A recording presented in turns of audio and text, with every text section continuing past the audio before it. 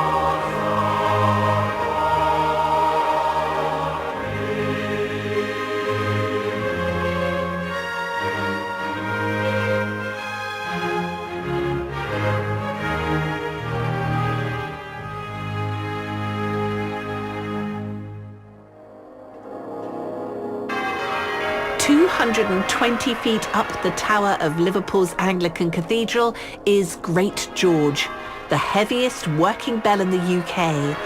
Alongside it are the 13 smaller bells that regularly peal out across the city."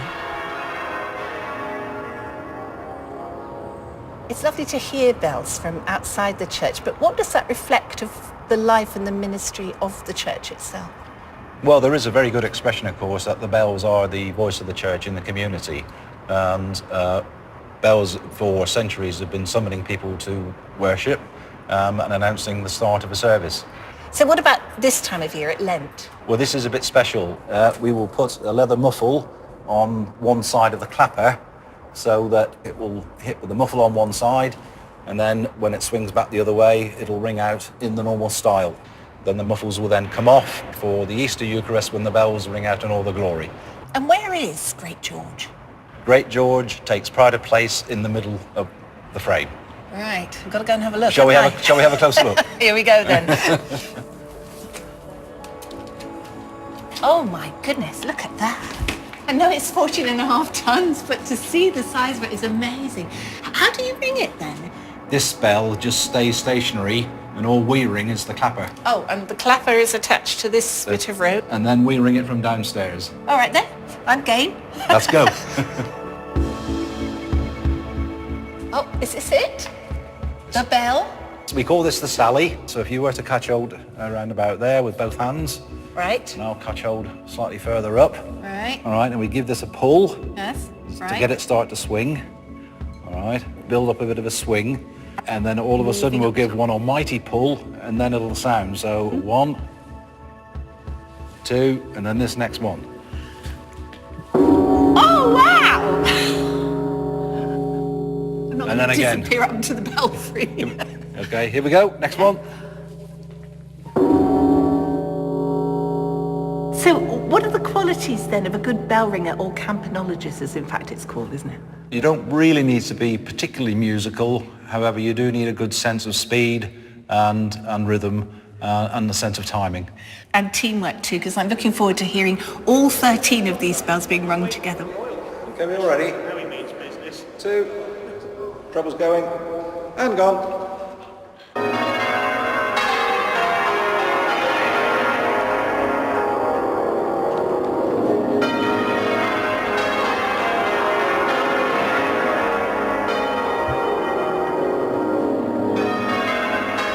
Well, after all that, I think what we need is a magnificent hymn from this magnificent cathedral. And with the bells ringing out in praise, what better hymn than this one?